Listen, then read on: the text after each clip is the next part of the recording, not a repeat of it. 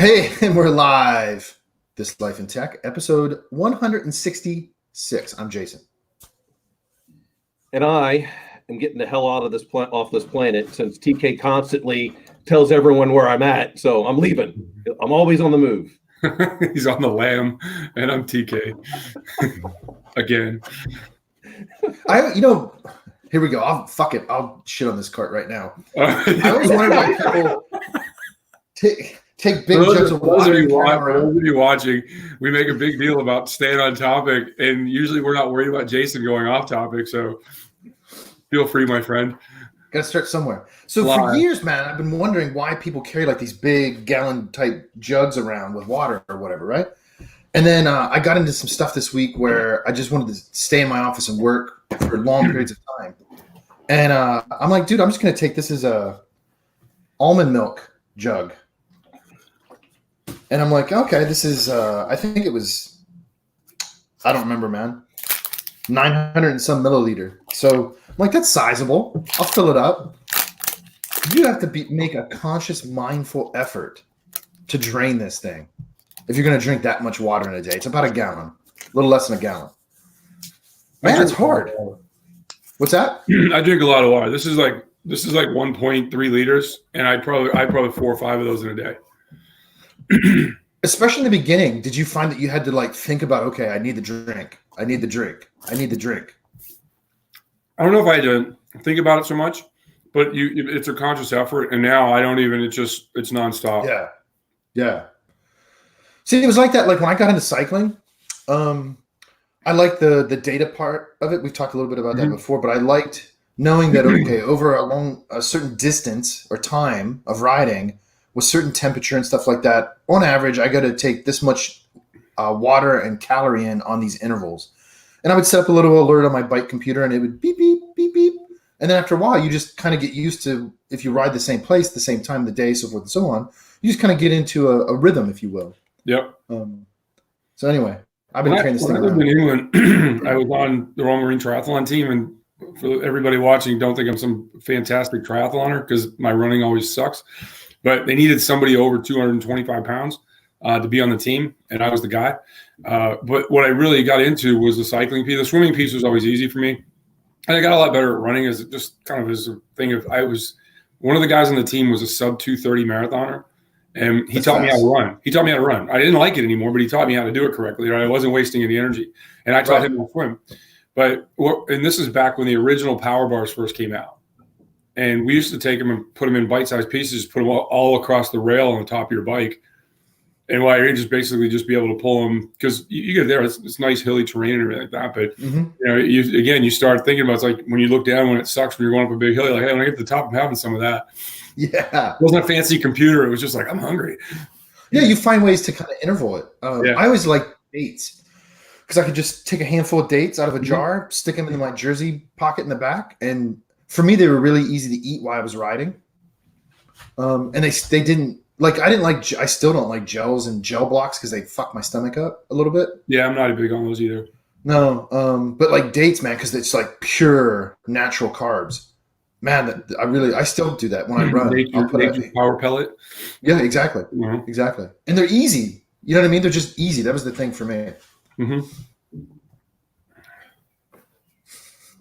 All right. Now Can't derail when it's already derailed, can you? Dave's actually trying to figure out how to get it back on the. I still have plenty of time. I was just kind of thinking, if you put the dates in the back of your jersey pocket, and then aren't you just basically eating salty dates now? Because I mean, all that sweat and all that toxins that are coming out of your body are going right all over those dates. Toxins? Did I get bit by a snake? Well, I don't know. Did you? You might have. You might have bit the snake for all I know. Well, you get bit by a snake on a bike ride. We gotta talk about where you're riding. Yeah. Street bike. I got stung a couple years ago when I first moved to North Carolina. I got stung by a giant hornet when I was riding. That hurt. Yeah. Oh, I bet it did. That hurt. That, like legit. I've been stung by like a small honeybee when I was a kid, whatever, right? This legitimately hurt. Like, oh yeah, I bet it probably, Especially if you're riding. Yeah, It's it's not bigger like- on the size of a ballpoint pen, you know. Yeah, yeah. It's like, No, I did step on a snake last summer. So sometimes when it starts getting into this part of the season, I found that I can get to where I run around that lake pretty early. I technically think you're not supposed to be there yet, but they don't close the gate, so I just assume it's fine. Here's why. Let me explain. It doesn't matter now because everything's shut down, but there's two parts to the park. There's a marina because there's a sizable lake, and you can go and canoe or kayak. Lots of people went there fishing. That's gated when the park's not open. And then the parking lot that gets you onto the dirt trail around the lake has a gate, but I've never seen it closed. So I've always assumed that it's the marina that has the time control for when it's open, and the path to run is always open. So I got myself a nice headlamp, and I like on a long run, I need to start early. So I start a little bit before sunup. And man, about a year ago, I was running and I was going up this little hill and I stepped on something and it felt like kind of like a soggy branch or like a root had gotten exposed on this path. And I turned around and my headlamp hit it and it was a big old snake, dude. picked up your pace a little bit. I did not go back to see if it was okay. I just kept going. It's like you're on your own. Hey, bro. Were you able to quickly identify whether or not it had the diamond-shaped head? No, I didn't look. I turned around and I was like mid-step as I turned around and my head beam, which is pretty bright, went on it. And I'm like, that's not a log, that's a snake. Bye. It was about that. It was probably about half that time to think that. And I just turned back around and kept going. As you should have. Yeah. Yeah. I don't think he really got hurt. And if he did, I don't know what Again, to tell you. all the animal cruelty stuff that you do. Oh, You're taking out Jesus. hornets. Yeah. You're stepping on snakes. They're just minding their own business, and here you are, just picking on that poor innocent snake. Minding our own business. Not bothering anybody. Oh, the funniest story about snakes is when I don't know if you remember when Ian's dog got bit by a water moccasin. I've never I heard remember this. that. Yeah, I remember that. So it got bit by a water moccasin, and so his dog's a big dog. It's a French Rottweiler, right? French Mastiff, and so the dog's basically recovering. So what does Ian do? He gets like on these big boots. He goes back down to the lake where he takes, and he's like killing water moccasins by he's pulling them. I'm like, did you bring a machete or like what were you doing? He's like, I don't even remember what tool he brought, but I can just imagine Ian. He's down there with a machete going, killing all these water moccasins. I don't know which one of you bit my dog, but I'm taking you out. That was a good impression. That kind of sounded like him for a minute. Yeah. Not enough F-bombs, but that's okay. That was close. Yeah. He's surprisingly reenacting his Clint Eastwood moment from was it Deadwood? Was it Deadwood? Yeah. Deadwood? Something like that. Deadpool. I don't know. All I know is he said, if any of you guys shoot at me, I'm gonna kill you, and then I'm gonna kill your friends, and I'm gonna kill your neighbor, I'm gonna kill your dog. Surprisingly, we don't have a lot of snakes around here, man. Not that I see. Like last year in the garden, I saw like a big black snake, pretty large. But other than that, I really haven't seen too many. Black snakes are good, though. Yeah, doesn't bother me. No. Doesn't bother I me. mean, you probably have to go up into the mountains in North Carolina, is my guess. Not too far. Yeah. Yeah, It's just this area. It's just this area. Well, like I was talking to my wife's dad, and because he grew up where our garden is. That's the property on the other side of the field. That's the house he grew up in. And he said growing up as a kid, they really didn't have any wildlife around here like they do now. He said he never saw deer. They didn't have the turkeys that are around here now. And there's turkeys everywhere. You can see them almost daily. He said they had some squirrels, maybe a rabbit here and there, but that's about it. And now you see chickens. Yeah, that's right. Well, that's what he said. He said, but there's chickens everywhere. Well, evidently in Winston-Salem, you do have copperheads and some rattlers. So Yeah, them in sure. Winston-Salem. I just haven't seen them. But we'll say you're also not looking for them either. That's true. Yeah. Well, with your machete, screaming obscenities at the snake population. Yeah. I can picture that. I can picture that. Ian every now and again it was one of those where you just put your hand in your hand and just like, wait. Has he finished building his house yet? I need to text him and see when he's ready to come back on. Is he building it? I don't know that he's building it himself. He's having a house built. How about that? Well, because if he's building it, then it's going to be a long time because he gets distracted. He's like, squirrel. Yeah, no doubt. Cooper and I have a mutual friend, and I think Dan. I think you met him. He's a big, tall friend of mine. His name is Rich. He works at AECOM. He came into the office a couple times when he was in DC, and when we were working together, but before I got out of the Navy, we were sitting next to each other, like trying to cross deck information between machines. Like everybody would save their stuff local, save it on their hard drive, and then it all had to be pushed to my machine so I could collate it into one big happy event, right? And I didn't realize that he had struggled with ADHD. And we're sitting there doing it. All of a sudden, he's all over the map, and I'm like, "Hey, pay attention, pay attention." He's literally like, "I can't. It should take 10 minutes, and it's not, and I can't get it done." And now I'm getting frustrated. And he's like, "Hold on a second." He goes, "I'll be back in 15 minutes."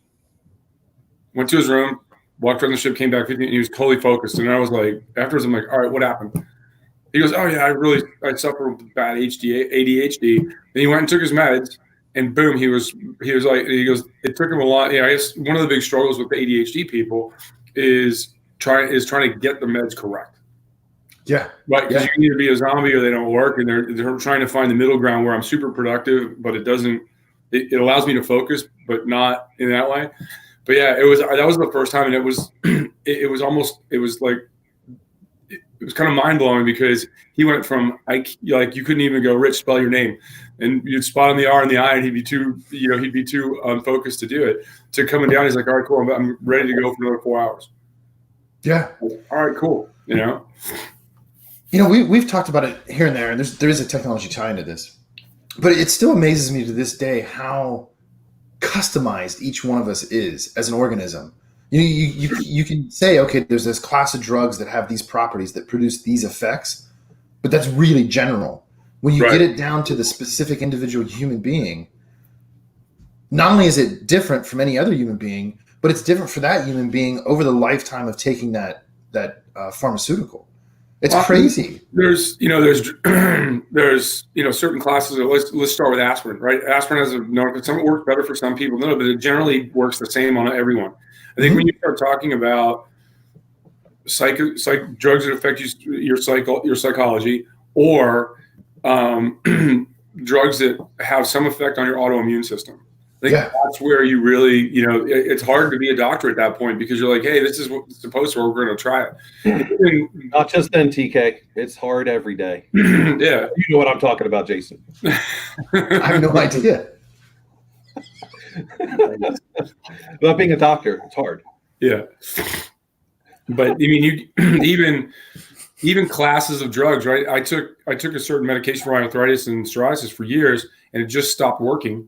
Yeah. And in that time period, they came up with a newer one. And if you look at they call it the receptor train, here's the furthest out it can be, and then here's the closest to the problem. Well, the new class of drugs now is much closer to the problem.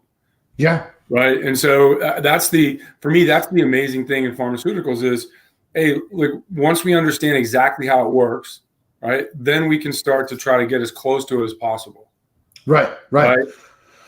Well, and part of it too, this ties into, like we've talked about, snapshot compliance or auditing.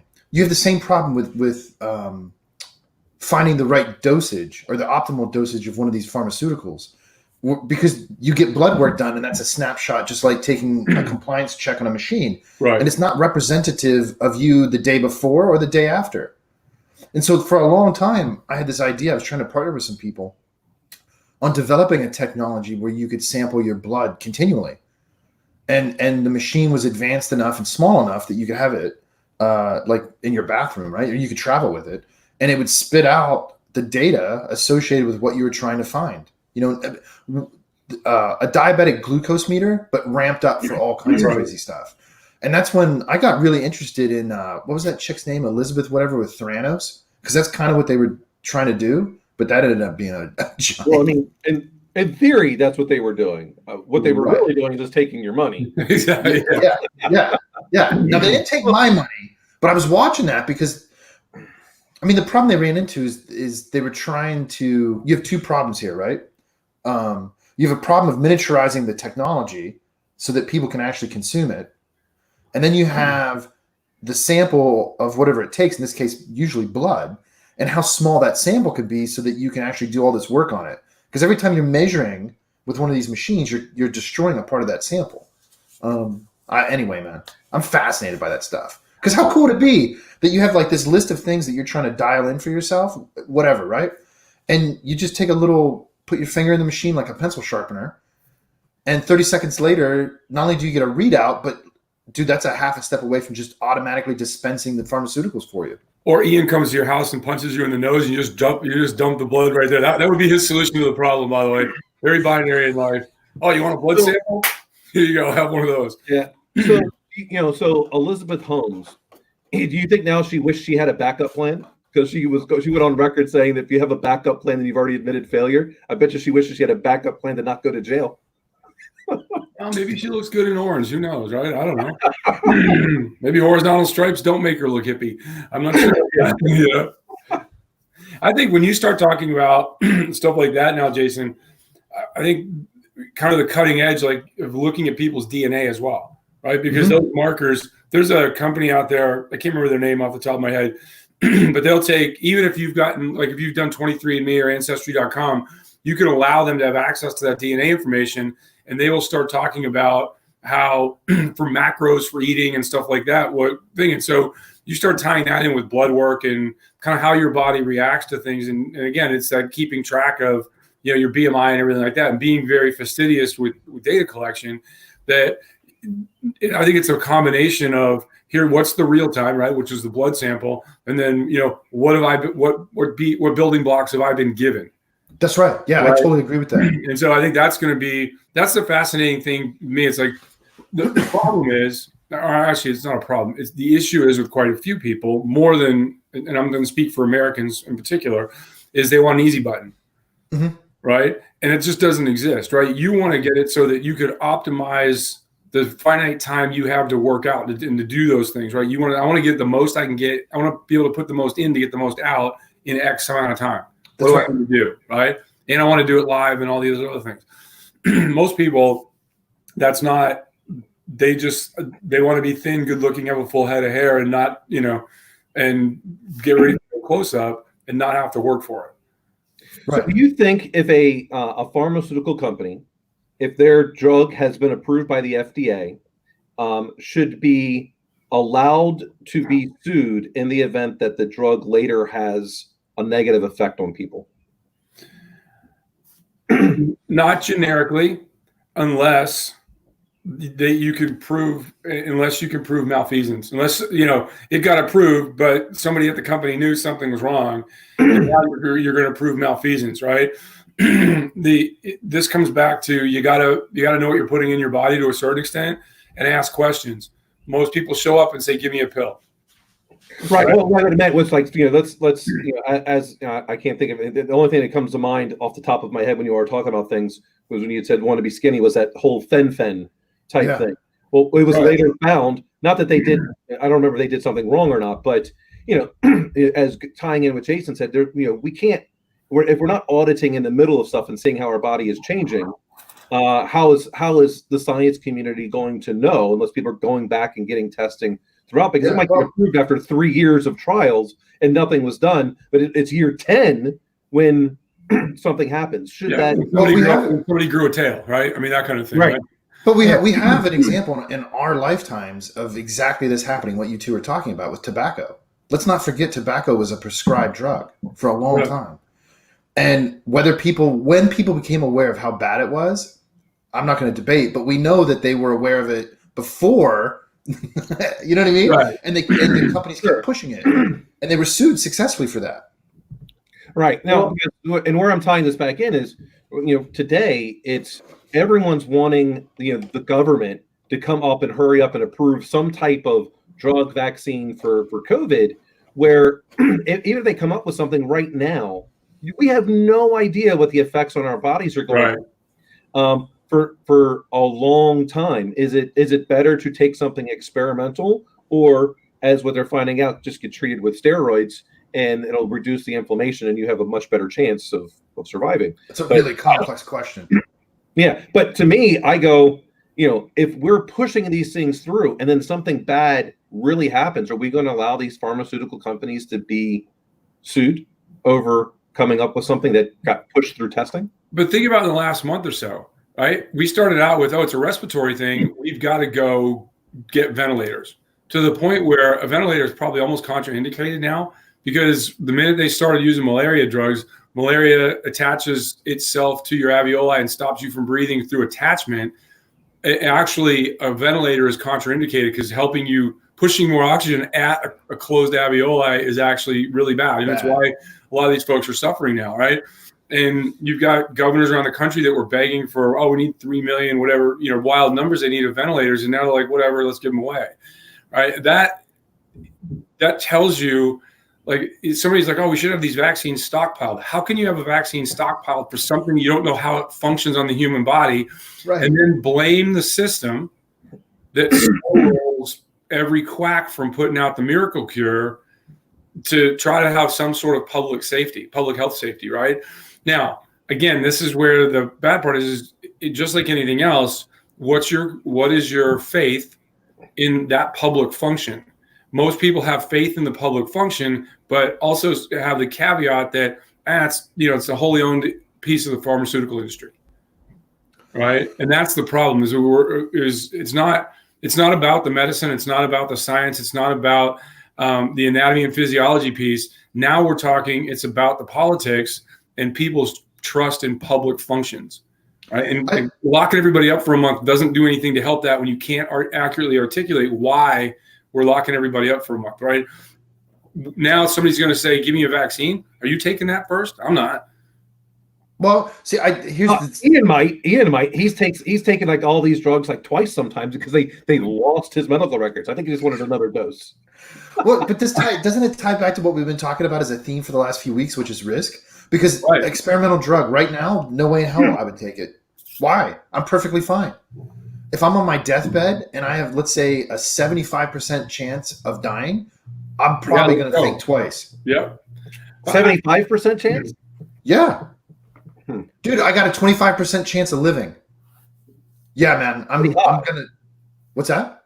25% chance. I mean, don't you feel like you're in better health than 3/4 of the population?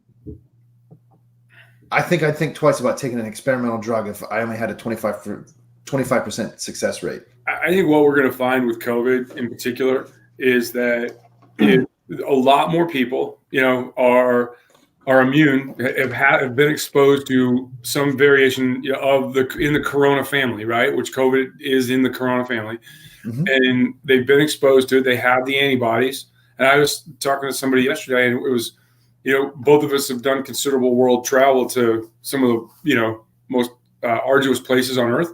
And I'm like, I guarantee you that whatever is out there, plus all the drugs that you were given over your life, and primarily all those malaria medications for a while, that I'm either strain resistant to it or I've had something. And I think if you're not in an at-risk group, and this isn't just about COVID, this is just generally like kind of immunology and getting people to be healthy, is there's immunity in the herd. Mm-hmm. Right? You take people that are immunocompromised, whether it's through health factors or age, and you say, look, let's hold on a second. Let's relax, everybody. You guys stay quarantined. Let everybody else go pick up the slack for the nation, right? And in some measures for the globe. But building herd immunity and building a strong immune system, it's the concept of, people now take pills that have minerals in them. Why didn't we were kids? Because we used to play in the dirt, right? And we used to get a lot more of those things in us, right? And that's, I read an article, it was something like Sanitized America, right? And it was that concept that we're so conscious about being clean that it's actually becoming unhealthy for us. All right. So Yeah. I didn't actually read the article yet. It was just because it came through as one of the things that add to my things to read. So don't at me for this yet. But a Stanford study being published talking about a lot of people are testing positive for COVID, and it's really because of the antibodies that they already have in their system. Right, because the test is a corona. But that's just like in the preview section. Right. It may say Yeah, because it's a general test, right? Well, it's testing for corona antibodies, not for COVID-19 specifically. If it's the same article that I read, they did some really. It's like they did some 8th grade math on it, and as far as it's Stanford. So I know what their intent was, and I'm sure that the real math behind it is much more solid. But how they're explaining it to try to explain it to Jane and Joe Smith and wherever, uninformed voter, so to speak, was that they basically took the inverse. They had this many more people they said actually, there's 80,000 people that were more than we thought. So they reduced the deaths by 80,000. Like, it was just some hocus pocus, inverse number thing. And that, I think, is where Americans are getting really frustrated now, because the data goes up behind the president thing. And, the cone of error is massive, and it went from we're going to kill 2.5 million people down to we're under 60,000. Right. And it's that's that frustration. And then a one size fits all approach for a country the size of the U.S., you can't do it. No. Right? What goes on in Idaho or Montana is different than what goes on in Boston or New York or even D.C. And it should be, right? And that's where the thoughtful piece comes, because we're not good at thoughtful anymore. We're good at news cycle, right? And thoughtfulness has to stop being solely about the public health crisis and putting the economy over the top of it and say, if we pull this lever of the economy and put a certain number of people back into the system working, what is that going to do to the health? And where is that? It's like, it's like Weird Science Circle, like it's the FP&A thing. Mm-hmm. Right? I want an outcome. I'm going to go to my FP&A guys and go, give me 3 scenarios based on different things we do with money, time, and people. And then I'll make an adult decision as to whether we're going to do that or not. Right? Or which one we're going to do that's the least damaging with the most benefit. Right. And I think that's really where we're struggling now. And that's some of the stuff we're doing at work, is to overlay the economy on top of the problem. Because until you do that, it's a bunch of doctors that, and rightfully so, that have taken the Hippocratic Oath, and they're they have one hammer and everything looks like a nail to them, right? And sure. Mnuchin has another hammer and it looks like a different nail. You guys have to come together and start going, we got to meet in the middle. And sometimes it's a knife edge, right? And a buddy of mine brought this up. He says, one of the big things is, well, why do we have aside from the theatrics of it, and, we want to you can scare people to keep them in, but more importantly, I have some empathy for the New York news media, because they're in the ground zero of it. They're in the middle of it, in the worst place. And so when they look around, everybody they know is involved in it somehow. Middle America, that's not the case at all. Right? I personally don't. It's not anybody that is suffer from it. Yeah, it's a big reason why 3.5 weeks ago I'm like, I'm out in New York. It's not. It's too. When it gets back to the risk, all of a sudden there's a coin flip chance of me coming into contact with someone that's asymptomatic. Right. I'm out. I'm not taking that risk. But when what people are forgetting is that the reason why social distancing has an effect is that you're just not coming into contact with people, right? And so if you lower the probability of coming into contact with someone by staying away, which is perfect, because I don't really like people that much to begin with. So this is just an excuse to stay away from them. Like, no, sorry, I don't need any company right now. I'm good. Just stay away. Or all the vendors.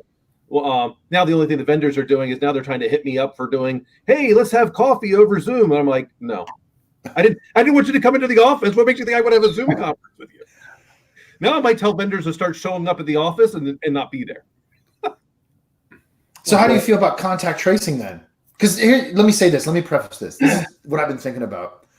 I think there's an enormous amount of benefit that we could derive through technology, given the very current situation we're in, but we won't or can't do it because of things like our concept of privacy.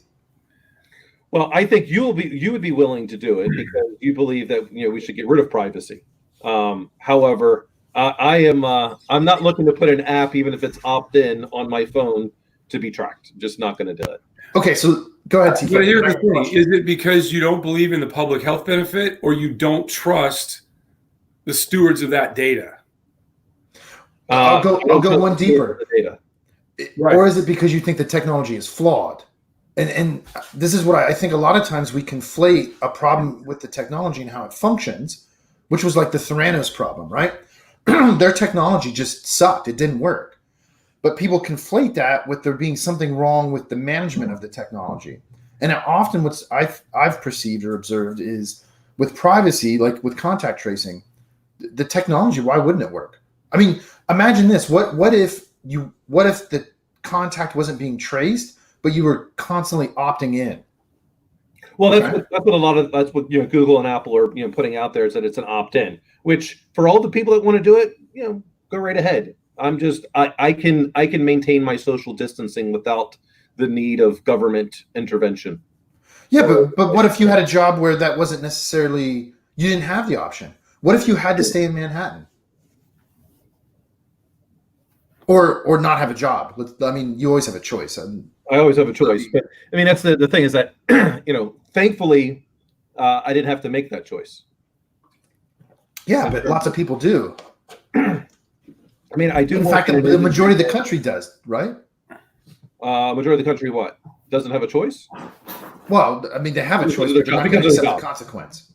I would say I don't know that's the majority of the country that's does or not. I don't think I would say the majority of the country works in a critical infrastructure function. Those people that work in critical infrastructure don't have much of a choice. I mean, in terms of it's either you stay here or I mean, there's not a lot of places out there looking for work right now. But I work in a critical infrastructure industry. It just so happens to be that the part of my function can be 100% remote. Right.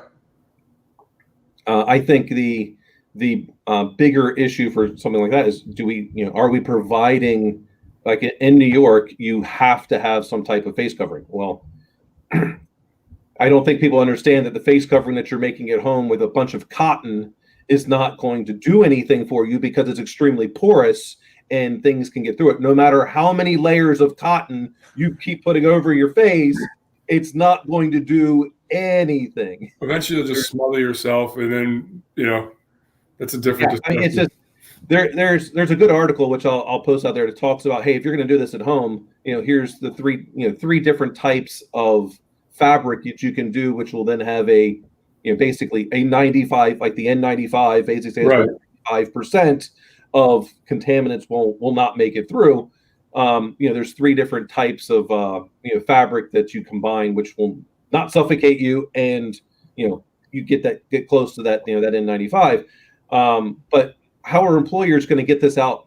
Because it's states that employers are supposed to supply with face masks and gloves to their employees.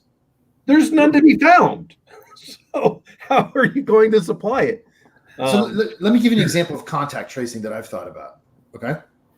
Because this just happened 2 days ago here. On Thursday. You're going to contact trace your chickens. Well, I've thought about it, man. I've thought about RFID chipping them so I can track them, just because I want to see where the hell they go. I'm curious. You literally you want to prove what's his name's theory from what was his name from The Beautiful Mind, the scientist. That was Nash. Nash, yeah, you want to prove his theory when he was doing it with the chickens. It was when he first one of his first theories was to prove that chickens aren't random. I have no idea. I've never read that. Yeah, that was one of his studies. One of his first things he was trying to do was prove that chickens that are roaming around, it's not random. Oh, interesting. Well, shit, I'll have to look into that. The name of the guy, I can't remember, it begins with a B. Then he came up with a theory that if you put a donkey equidistant between two bales of hay, it'll paralyze the donkey because he won't know which way to go. right? And it's legitimate. It's legitimately a thing, right? Much like Schrodinger's cat or any of those other conundrums, right? But the guy's name begins with a B. I can't think, but it's like basically if you put a bale of hay and you put it exactly equidistant, the donkey basically, maybe donkey LiDAR or whatever he's using to range estimate, that it completely flips them out. They get paralyzed. They don't know where to go. Well, as I said, I think random crap that we just wheels go in a different direction. Well, it factors into it. Yeah. I might be able to report back on this because I've lobbied heavily for a donkey. One, I think they're cool. Two, I think they'll help the roosters defend the farm. You just want to start walking around talking like Shrek. That's really all you want to do. I think it's kind of cool, man. Well, because here's the other thing. Ooh, donkey. 4D chess. This is the other thing. I'm thinking ahead. In a couple of years, my daughter's going to want a horse. She's going to want a pony. And I live basically on a farm, and it's going to be hard to argue that I don't have room for it. Okay? Especially when the cousins across the field have horses. If I get a donkey, that's a twofer or a threefer, right? I get a donkey. The donkey helps defend the flock, and my daughter gets a pony. She gets a rideable steed. Yeah. I'm pretty sure she's going to realize, if not already, that a donkey is not a horse. And she's not going to be able to do all of her equestrian stuff that she wants to do. If you can do the equestrian stuff with a donkey, I want to see that in the Olympics. But I'm going to look into this now. I've never heard that. I'm going to look that up. I'll find out who came up with this idea, and hopefully I'll be able to test it. Now, our neighbors, a couple of farms over, have a couple donkeys that are in their sheep flocks. I could always go over there and test it too. Years ago, and I'm not telling you this is we were doing right. There's a thing. Jason wants to do a lot of testing with animals. Exactly. Yeah. When I lived in Scotland for a while, we have every time all the shepherds, because they let the sheep in northern Scotland are largely free range sheep, and you'll see them up on the side, like standing on this little perch on the side of a hill you don't want to climb up to get that last little nub of grass, and they paint dots on them. Mm-hmm. Right? Blue dot, red dot. Each farmer's got his own thing. So we'd when a new guy would show up, we'd give him a can of paint and we'd give him to jump into one of the fields.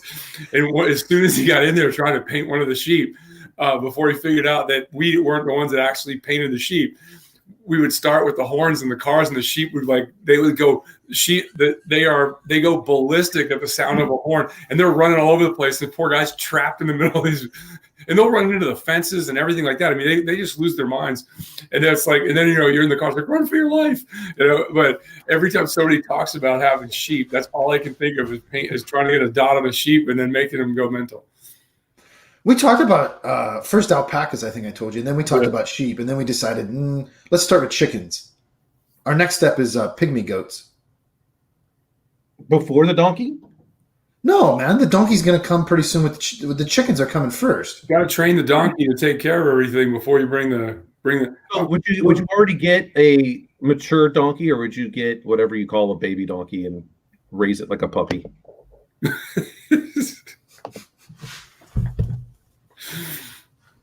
Where do you want to go with that, Mr. I've never been in the country, Dr. Ford? Raise it from a pup. I haven't not looked into buying season for donkeys, so I don't know what year they come from in at. So like the chicks we're getting are chicks, like they can't be outside by themselves yet because they're tiny little chicks. So we got to hand rear them for several weeks until they get big enough that they can go out on their own. So once you get the pygmy goats, are you going to, because those are the ones they use for goat yoga, are you going to open up a yoga studio out there? We haven't talked about that, but part of one of the things my wife might try to do is create like a little hobby farm. And have like little seasonal events. One of the things we've talked about is having little pig races. So that's after the goats are little mini pigs. Yeah, little mini pigs. And doing like races with them and having little events for kids. And I don't know, man. I know people eat them here. I know you can milk them and make cheese. My little one, has over the years and still has a thing. She wants to get one of those little pigs, right? Mhm. And you own one of those mini pigs, and especially around here and down in North Carolina, you've got to. They're indoor animals, right? They have their own bed. You bring them in, they eat carrots and everything, but you got to put suntan lotion on them if they're going to stay outside all day, right? Yeah. And so you gotta lather up the pig before you get them out there, just so they don't get sunburned, right? And so Mike Jenke has had a pig named Charlotte, and every 6 months or so he gives her like a little block of anthracite coal, and it goes through her, cleans her whole system out. She's fine. And years ago I was telling Dora about this, and she's always wanted a pig, and she wanted to name the pig Chris. And I'm like, Chris? You're like, yeah, let's name the pig Chris P. Bacon. And I'm like, he goes, or we're going to name the pig Breakfast, Daddy, one way or the other. I'm like, no.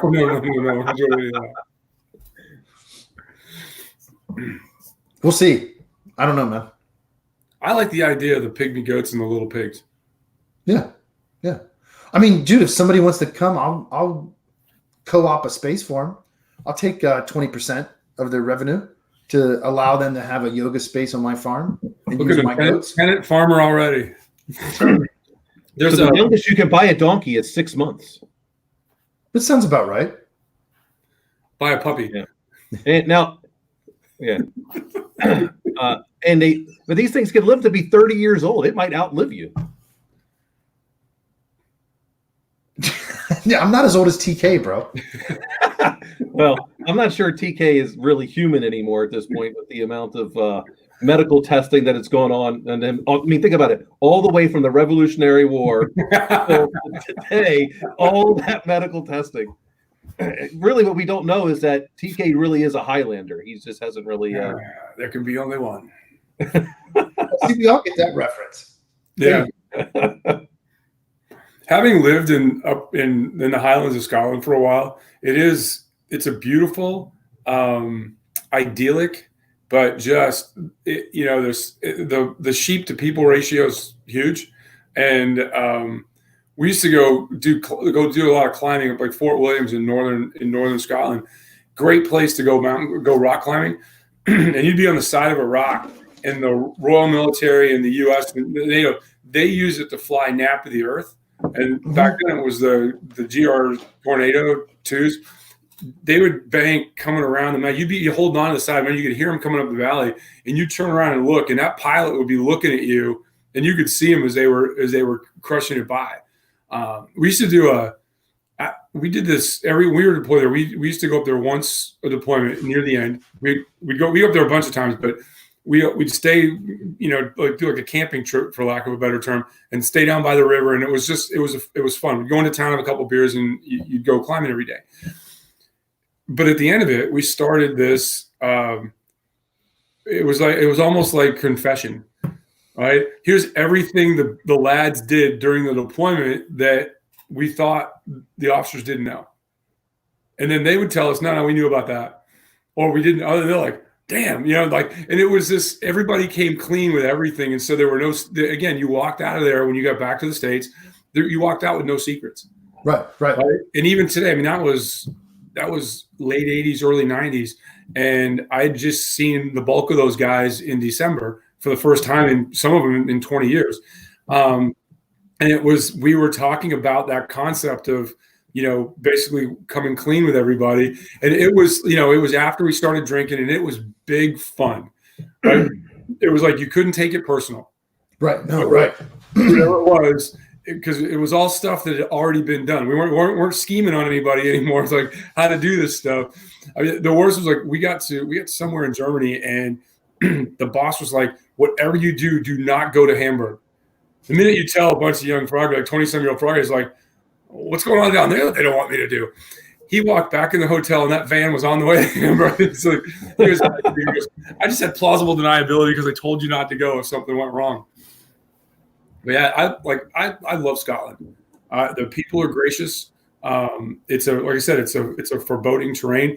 Even like where we used to live it was on this big peninsula called the Mull of Kintyre, and Springbank whiskey's made there. Oban's made there. There's quite a few distilleries there, and but you have a little island called Aran Island, and you have the guy that's in charge of it is called the Cock of the Island, and we used to have to go get permission to him because he owned the waters directly around it, and we were the only people that went in there, and we would go diving for scallops. And we literally get one guy coming at them, and they would do this, and they would get in the bags and catch them up, and then we do that on a Friday morning, like once every 3 months. You want to just have these unbelievably great fresh scallops, and we get almost like a trash can full, right? And then we, as a group, would clean them and then package them up and freeze them. But what we do is a lot of them we take downtown because it's a fishing village, right? Largely in a huge airfield. And we would take a lot of them down, and we knew, because we had one of the guys who used to drink too much, and he used to sleep in the bar with the homeless guys every now and again because he didn't want to come back. And one of the bar owners would lock up all the liquor, and he would when it was cold out, he would let all the homeless dudes sleep in the bar, and was doing a thing. And so what we used to do was just when we'd go out either hunting or in this case going scalloping, we'd go down and bring a bunch into the folks that didn't have so much. And it was for us. I was a great time in my life. But again, it was like you're talking. It was sheep and donkeys. It's out there, and it's like, they know how to live the land. Right. I just want to go play golf at St. Andrews. I'll drive the cart. Actually, the harder place to play, and it's probably one of the top 3 most difficult courses in the world, is at Machrihanish, because it's right on the North Atlantic. Well, it's actually right on the Atlantic, and the wind is thinking, and you're either in the fairway, or you're in 4-foot grass. Right. Yeah. There, and I also want to play, the Musselburgh Links, which is considered the, one of the oldest golf courses in the world. Some people believe it was the original. That one's only 9 holes though. You can play it twice. Yeah, but I've never played a round of golf.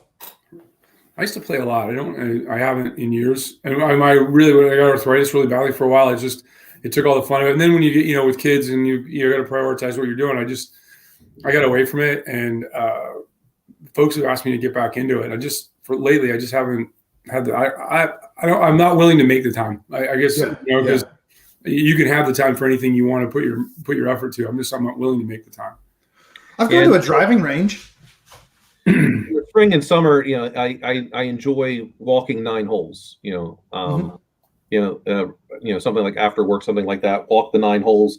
It's roughly 2.5, 3 miles, and then depending on the type of course, if it's a traditional golf course and being very hilly, then you're going to be walking up and down the hill when you're carrying those golf clubs.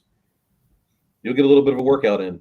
Get up to the top of that hill, and you wonder why professional golfers have caddies. Well, do you have an Al Chervik Caddyshack style bag with a bar and a stereo in it, or you got a regulation size thing you're not going to get a hernia dragging around? I do have my golf bag is capable of carrying a 6-pack of beer.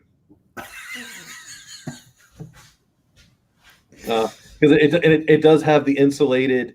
So you put an ice pack in there, put the 6-pack of beer, good to go, which lasts about 9 holes. Do you have the bag on wheels, or do you put it over your shoulder and carry it? Oh, I have a push cart. You what? So I put I could carry the golf bag, but I'm not going to. I'll push it on wheels. So, the only experience I have with beer and golf is the first startup I worked at. I don't know the name of it, but I know they always had a PGA event there in California, up near Calabasas. And our office was across the freeway from it. And so a couple of the guys golfed, and they would go pretty regularly. And one Friday they decided to piss off work, which, happened frequently, right? And they went to play golf, and they called me up. I guess they were halfway through, and they're like, "Hey, come meet us at the clubhouse. We're having a beer and a sandwich." I'm like, "Okay, whatever. It's lunchtime." And I go there, and as I sit down, I see the president of the entire company sitting at a table across the way, and we all kind of look and see each other, and we all realize none of us are supposed to be there. And it was kind of like those, you know what I mean? Wink, nods. Nobody says a word to anybody. Yeah. True story. To me, it's a lot of fun. It's just like, doing martial arts. You can be as good as you want depending on how much practice you put into it, and you don't need someone else there in order to continue getting better. Like, it's really difficult to get better at baseball or football or Right.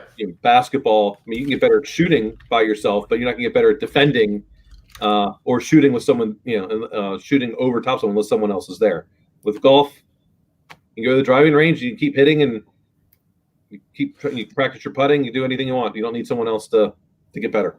The only thing close to that, I think it's probably some broad parallels. I was into bowling for quite some time. Yeah.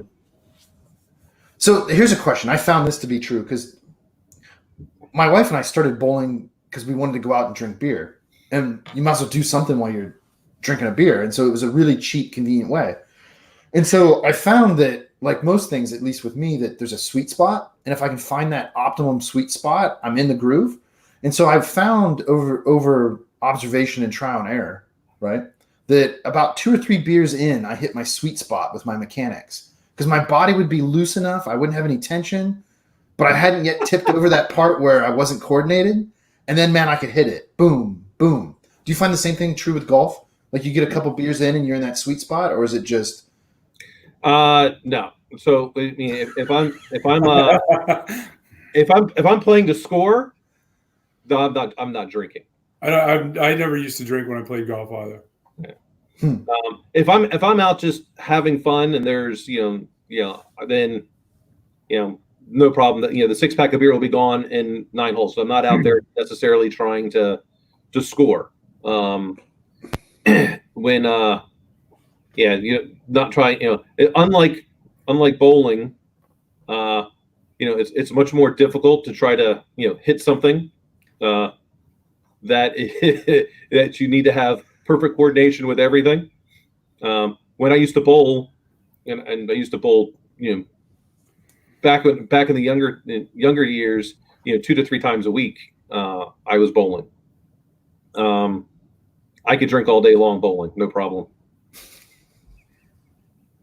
Golf, no, not if you want to score. I've never tried golf, so I don't have a basis of comparison. Yeah, we used to do a charity event here, and it would move from course to course every year. And it was somebody had died of cancer, and we're raising money every year for that. It became a thing, and it was really fun, and it was definitely an interesting it was a guy's day, right? Let's just put it that way.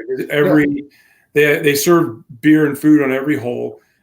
It was always really good looking girls with, if not bikinis on, that type of thing, right? Is things you couldn't do today. This was 20 some years ago. Things that the general public would just flip the F out about, right? We raised $200,000, but there was a girl in a bathing suit. Go to the beach. What do you see, right? I had a foursome that we had all the time. And hopefully you're not going to the beach right now. Right. What's that? Hopefully you're not going to the beach right now and seeing a bunch of people on there. No, but we had to trade out one time, and we got a guy nice little, didn't get out in public too much, but he said, if you ever have an opening, let me go. So we were on a crunch time. So we get this kid out there with us, and everybody had their place in what we did because it was a best ball tournament.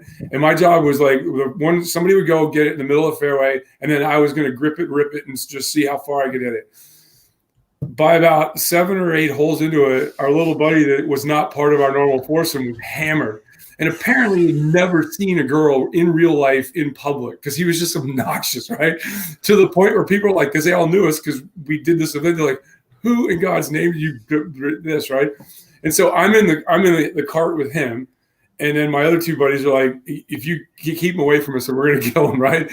And I'm like, by about the 15th hole, he jumps out of the cart, no clubs, just goes over and starts talking to the ladies, drinking beer. The 3 of us hit, and he's like, oh, I gotta go. Like, no, Russell, you hit first. So you put it in the woods. And he's like, oh, damn, I can't believe it. He was that drunk. I hit the ball. I mean, it was like with the roll and kind of downhill and everything. It went like 360, 370. And it wasn't like on the fairway, but it was in that first little cut of rough that's this much bigger. And it was only 60 yards away from the hole. Everybody's like, awesome, we're going to take that. But he looks at me and he goes, couldn't you put it in the fairway? I mean, because he was just so drunk and obnoxious. By the end of it, we're driving back to the restaurant that used to sponsor us because we're going to go and have we're actually going to start drinking now. He's in the back of the car and I'm trying to order food. And he's like, order this, order this, order this, order this. And all of a sudden I hear, oh! And it was one of the guys who goes, please stop talking. And he goes, TK, pull the car over. And so I'm like, I had a Tahoe at the time, pulled it over. And all of a sudden I hear the door open and I hear he just gets pushed out of the car. He's like, go. And I'm like, dude, I can't leave him on the side of the road. But he's like, we're only a mile away. He can walk. Sober him up. Wow. It would have been really easy to leave him on the side of the road. Just, it's just not who I am. He's the same guy. He's one of like I see, he doesn't have a bad bone in his body, but he allows himself to, because of his desire to be part of the crowd, he allows himself to be abused. And I don't like people that take advantage of that. I want to punch in the face. Right? That's all I mean. I have no tolerance for that whatsoever. And how we became friends was years before that. We have a minor league hockey team here. And it's the low end of the minor leagues. And so it's like Chara that plays for the Bruins. He's 6'8" and has 100-mile-an-hour wrist shot. Well, and he will crush people on skates. He skates like, a figure skater too. These are all the little guys, right? That's the limiting factors. They're sized out of playing professional, playing at the NHL level, even the AHL level. I come in there and they got him tied to a chair in this restaurant one night. And they're goofing on him. And he's laughing. I'm like, I walked in, I was like, And these hockey guys, I was still in active duty, and these hockey guys were like, I go, look, none of you have clubs in your hand right now, and you're not on skates, so you're all 5'5". All right, line up in a nice, neat, orderly line out there, and we're gonna get busy working people over. And ever since then, I was like, I made him untie him. He's like, I've been like the boy that pulled the thorn out of the lion's foot. Right, but he can get annoying. But every time somebody talks about a golf event where there's drinking, that's all I think of is him just being a complete menace for like. I'll give him 3 holes before he was out of hand, and he's like, "This is the best day ever." I'm like, "No, it wasn't." For him, it was. For him, it was you for 15 holes just to get your $125 to be part of the force with. For him, it was the best day ever. Yeah, well, it's the universe affording you the opportunity to practice grace and patience. Oh yeah, I did that day because he was with me in the car the whole day, right? And I was like, at first I was like just trying to calm. After a while, I was just like, drink it up. I just want to see how obnoxious you're going to get by the end of the day because I'm not worried about it. You're not going to. Yeah. I mean, if you're going to tip over the edge, you might as well just jump. Oh, and it was funny. I mean, it was just getting out and thinking he's the ladies' man, like, and then you could tell him anything. You could tell him. I've never been around somebody like that. Me either.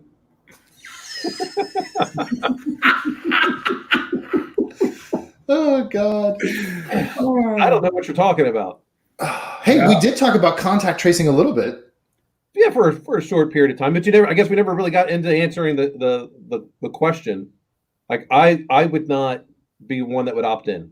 I wouldn't either. And I think Dan and I were in the same way. I don't trust the stewards of that data. All right. I don't, it's not in, No. And it doesn't matter to me. Even if someone could say, but what if it's not the government? Well, they're just as bad. I mean, if the government cannot secure our clearances, then I mean, there is nothing more sacred, so to speak, than what kind of programs you've worked on, because it's worse than having your identity stolen. It's my biometrics, it's everything. And why would I give them more access? No way. I'm not opting in to anything along those lines for them to have more access. Yeah, put a tracking dart on me, like I'm not the Serengeti. No. Right. Not happening. The thing is, I agree with you. I want to live in a world. I would like to live in a world eventually where it's an easy choice to opt in. I don't think the world's like that, right? I'm not being naive.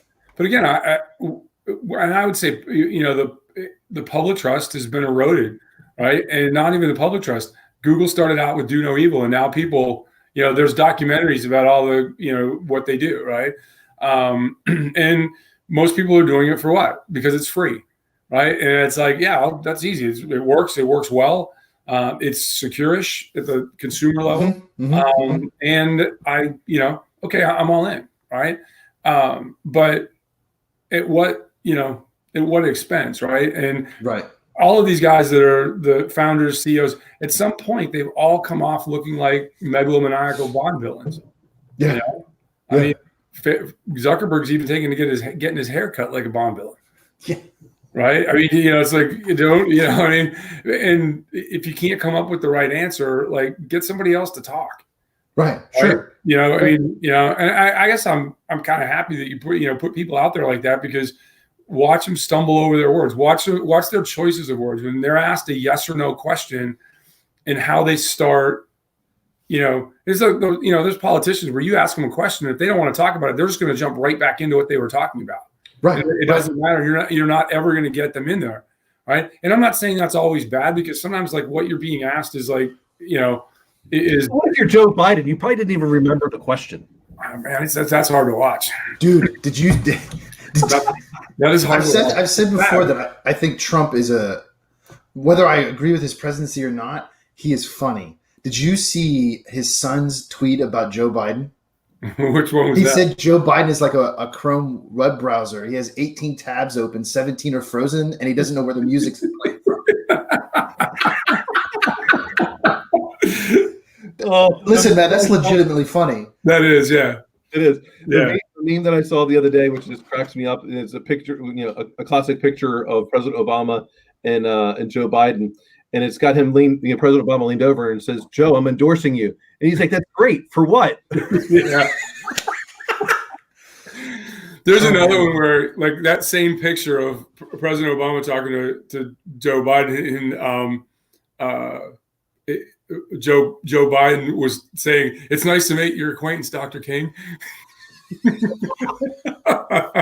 And I'm like, oh man, that's not good. But so this is what's funny to me about so if Joe Biden were to get elected president, not only would he be the oldest president ever to win a first election, but he's 76 years old, and we're legitimately would be voting for the vice president to become president. So hopefully he picks a good one in the event that Joe Biden wins, because it's likely he's not going to make it through his full term. I mean, and again, this comes back to the who legitimately wants to run the country. And I don't mean from the function of governing. I mean, who wants to tolerate the abuse you're going to take from the media? And it doesn't matter what flavor you are, right? You're going to in this where you've got to have the right answer all the time, right? And I think the presidents that do it well talk in terms of we, right? Our administration. They don't say my a lot, right? Or me a lot. And they talk in terms of that, and it lowers things down. But,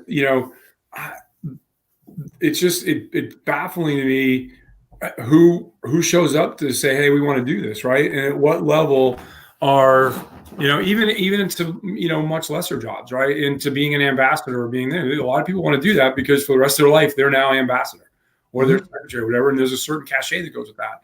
But is that in any sense of wanting to be the leader of any organization, is that why you're doing it, right? Are you saying, hey, look, this is, I got what I got, I'm good. I want to help I want to give back to other people, right? And if where are you going to have the next great person? People say now, like Kennedy couldn't get elected as a right-wing nutbag now, right? Because he was an ardent anti-communist and he was a fiscal conservative, right? And there was nuance, right? Because he was socially liberal. Like now, you can't put any candidate that says, "Oh, I don't like this, but I'm really into this." They don't want nuance, right? Because nuance doesn't sell on headline news, right? And that's, I think, to run a country the size and the breadth of what we have, you need to there's very few days, I would imagine, running the government where anything's binary. Right. Yeah, sure. So if you're Joe Biden, who are you picking for your running mate? Elizabeth Warren. Phil, you think you said Elizabeth Warren? I tell you what. Here's the thing. Whether I think she's smart or whatever, you lied about your ethnicity to get ahead. You're disqualified. You're disqualified. I 100% agree with you. I don't particularly like her. I mean, at all. You're a politician, right? You know, I pick Tulsi Gabbard. If I'm Joe Biden, I pick Gabbard. that's who I really like. Tulsi Gabbard, for different reasons, has that Trump-esque quality because there's people on both sides are just like, "Are you effing kidding me?" Right? Because she tends to, whether you agree with her or disagree, she comes out and she'll like push stuff into the middle of the table that nobody wants to talk about. Mm-hmm. Right? And that is at the very core of what really irritates people about Trump. Right? Is that whether you like it or believe it or anything else, he's like, "Hey, what about this? Let's talk about this today." Yeah. And people flip that, or I'd pick, if I'm Biden, I'm either picking Tulsi Gabbard to go to that side, or I'm picking Gretchen Whitmire from the governor of Michigan. I'll tell you what's going to be interesting is that's who I would pick if I'm Biden. I'm going to those two. I think his pick for VP is going to be interesting, and I think his pick for his cabinet is going to be very telling. Like if Tulsi gets on a cabinet position, if AOC gets on a cabinet position, I mean, you can see who the no way AOC. I don't think AOC gets anywhere near. Hey, here's the thing. I don't say never about anything anymore. I'm not suggesting she should. I think what you're going to see is the opening hand to the DNC's next, 16 year game plan. Because they can't keep putting these people up. Are you kidding me? Dude, these debates are going to be a shitstorm between Biden and Trump. Are you kidding me? If I'm Trump, every single time a question is asked, I'm going to repeat it before Joe Biden says it, because I just want to. I'm like, hey, Joe, just in case you forgot the question. I would do it every single time. This is why Dan can never run for office, right? Just right there. Right? I'm sorry, real quick. I wish sometimes that you could do like a cross party, because I've said this before. I really like Dan. The more I listen to him, the more I like Dan Crenshaw. He's a sensible dude. I obviously I know who he is, and I met him up in DC recently, and but what is he trying to do? Like if you follow his blogs, you see him on Instagram. Everything is about transparency. Mm-hmm. Here's what we did today in the House, right? And the thing about Dan is he's in the Texas second. Okay, mm-hmm. The Texas second is where Charlie Wilson was forever, right? And it's true. They care about their guns. They want to think he can do a lot because he's in a really secure seat. As long as he tends to the district like a representative should and doesn't try to be regal, right? Mm-hmm. And, jump to wanting to be the junior senator from the third, the effective third senator from Texas, and forget about the people, potholes and things like that. But it's a thoughtfulness. Mm-hmm. Again, I don't have to agree with everybody. But when you open your mouth, I at least want to know that you thought about a differing opinion, right? And that's the problem now in large measure is people don't want a differing opinion, right? They don't want to have a discussion about it and go, hey, we got to meet in the middle, right? It's what allowed in my lifetime, right? It's what allowed Reagan and Tip O'Neill to work together. It's what allowed Clinton and Newt Gingrich to work together, right? And effectively do things like Washington and John Adams. But back then, you did elect you did vote for the vice presidency separately. Yeah. That's right. Right. Well, see, and that's what I like about, and it's the same part of the same reason I like Tulsi that I like Dan is they're transparent and they seem reasonable about the things I like in their respective parties. Like, Dan's a conservative, and the things that I find myself being conservative about, I find him being conservative about in kind of the same way. And then the things that I disagree with him on, I feel like he's reasonable and rational.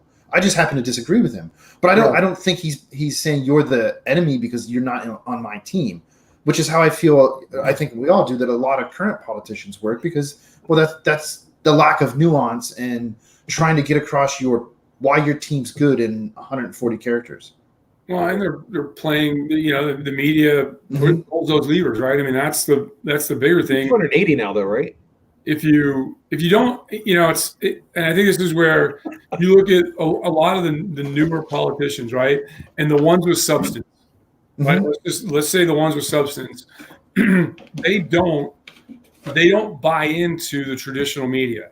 No, right? They create the narrative. Like he's big on Instagram. He's got his podcast now and everything like that. It's like, and it's when Congress is in session, he doesn't come out and blame. It's not. I don't think it's a blame. It's like here's what the Democrats did today. Here's what the Republicans did today. Here's why I voted for this or why I didn't vote for that. Mm-hmm. Right? That in itself. If I'm living in the Texas second, I'm voting for that guy forever. You know why? Because he explains his decision-making process. Right. And he's even. That's what I like. Exactly. TK, who are you picking if you're Joe Biden? I don't know. I mean, here's the thing. Can we, if you look at the debate and it gets to be for him the worst it can be, right? When he'll get confused. He won't have somebody to feed him things, and you start answering. And if I'm the Trump campaign, don't bring it up, right? Answer the questions. Answer them with depth and substance. Mm-hmm. From the bully pulpit of being the president, and then let the wheels come off the cart with whatever's going to happen over there, because there's chance for rebuttal, and in the rebuttal is where I think the president will get in trouble, because he won't be able to resist his natural urge to want to be that New York street bully builder and laugh at people when they're at their work, right? Does it? Can you make the campaign about the number 2 and win? Right? That's a never been tested theory, right? The vice president can lose you the election, right? Going to debates and just being a potato head. The vice president that candidate can potentially lose you an election, but it's never been proven that they can win an election. Right? That they're that much of an asset. I think that's the reason why McCain lost. He didn't pick a good VP running candidate, and I think that's what lost him. Well, you can go all the way back to Ross Perot with that too. Well, but this is again picking Admiral Stockdale. That was where the media went after the admiral, right? And they're like, yeah, he couldn't hear the thing. Well, if he hadn't had his ears boxed in by the Vietnamese for 7 years, he might have been able to hear a little bit better, right? But you're talking about one of the most thoughtful, engaging men ever to put on a uniform, right? And because he didn't fit a media profile, they ran him out. Exactly. You know what I mean? And it was easier to do because it was a third-party candidate, and the system doesn't want to have any tolerance for that, right? But yeah, I think you're right. I don't know if McCain would have won no matter what, right? But in picking who he picked, it didn't help, right? It was a net negative. Right. And the reason it was a negative is because she made it easy for him. She made it easy for the media. Right. Can the state, and especially if you pick somebody who was a presidential candidate, right, can they resist their urge to want to be the top of the ticket and do that? Right. That's a very hard thing. The Reagan-Bush thing, where Bush was a loyalist, the loyal lapdog for 8 years, that's not a place we live in anymore. No, we don't. It's not where we live. And look what President Obama did. He went and he picked a senator. Right? He didn't pick anybody who had had previous genuine, real presidential aspirations. And I know Joe had gotten into a little bit, but not to the. He was back in that old school where you can be a good loyal number 2. Right? How does that happen today? Clinton couldn't even make it through a full term as Secretary of State before she bailed. Right, but like all of that, right? It's not the. Again, it's like what level the public has. They expect everything, but again, they imagine nothing, right? It's I expect the leader to be great, and I expect them to do this and help the company. But when they don't, and when they're an idiot on TV, or when they have scandals, they're like, oh yeah, it's just the president, right? And think about that from even as recent as Kennedy. Yeah. Right?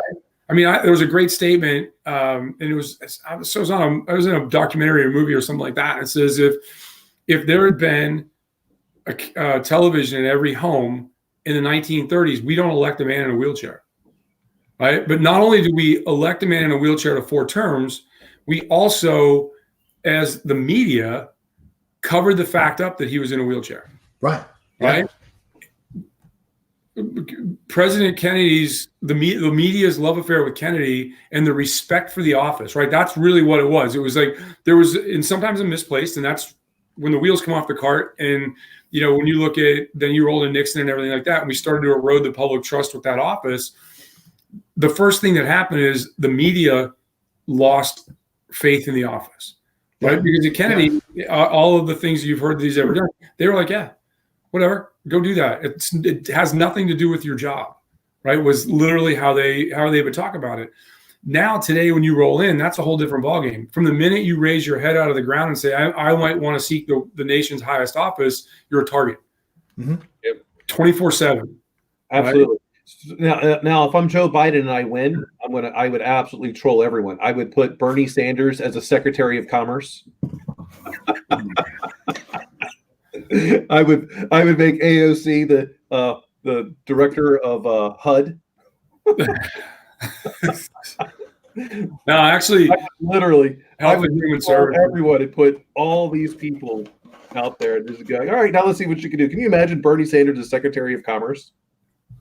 Well, again, but you look at, you put part of being a good cabinet secretary is understanding that you're seen and not heard in most cases, right? Can those people be seen and not heard, right? I mean, how AOC will trip over anybody to get to the camera. She'll shiv a baby to get in front of the camera, right? She would step on that snake and then go back to the camera. Yeah, you missed it. I was going to say shiver shank. That's how I go. Went shiver shank, and you just bet it went right over your head, dude. All after all these years. But that's when cabinet secretaries get in trouble, they get in trouble because they become the focus. Right. Instead of the president becoming the focus, right? They run a big department usually, and they have a lot of employees, but they're largely an advisor with a 40,000 person staff that just happens to run the thing. I mean, and that's, you go back. What was his name in the Reagan? Watt was the Secretary of the Interior, and he said some controversial things. He had to go, right? And now all of these folks will be, you get those people that are lovers of the camera. Right? How much, so Rick Perry had been the governor of Texas for as long as you could be the governor of Texas, right? And, he was very verbose and about his state and being, as a leader of the state. He was also the chief cheerleader. He was the chief economic officer. The joke was that he should have had California citizenship back in the early 2000s because he was in there talking businesses to move into Texas all the time, right? That's right. How much have you heard about him as a Secretary of Energy? Zero. Yeah. Right? You know what? He's probably doing a pretty bang up job as a Secretary of Energy. Exactly. Right? He's got solid, nuanced policy advice and things like that, right? But when you start hearing the public discourse turns to one of those 17, it's other than you have the presidency of the Supreme Court, and then the next most exclusive club is being a cabinet secretary. All right. And the people that do it well manage to fly under the radar. Right. And I used to be pretty good at knowing all of the cabinet secretaries in the first, the first administration of a presidency. And then, by the second term, you got to know defense and state and every now and again one other. But, all I know is the Republicans in office. So Elaine Childs, the transportation secretary.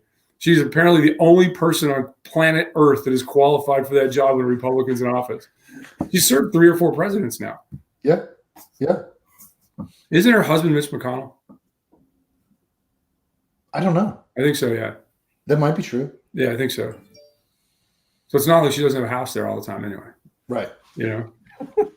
Well, you know what I heard the other day? Somebody told me the other day when I was in DC. You know who are neighbors in their apartments in DC? Betsy DeVos, Secretary of Education, very a lot of people disagree with how she wants to run public education. And most of them have a D after their name. And then Nancy Pelosi. Oh, I bet that's interesting. Well, no, I think, remember when we were kids with Looney Tunes, and you had Fred and Sam, the sheepdog, and that thing. That's how I imagine it. Like they clock in the morning, they go at each other at night, and I imagine them in having cocktails at night and doing the thing, right? Because it can't be that big a battle, right? So you got a job. Everybody's got their role to play during the day, and at night you go to neutral corners and go out and eat and have fun. Yeah, right. It's like somebody has to play the villain in the movie. I would hope, right? Yeah, somebody has to play the villain in the movie, but I bet offset they're perfectly non-villainous. Right, exactly. But it's the guy that told me that he lives in that building as well. That's how he was like, it was just odd to see people walk in and out of there. Well, my friends, that was another successful episode. I think it's time for me to go mow my lawn. Go prep for the chickens. Yeah, awesome. Go prep for the Ickens. Have a great week. Stay safe. Yep. You guys take care. See you next time. Yes, sir. Bye-bye.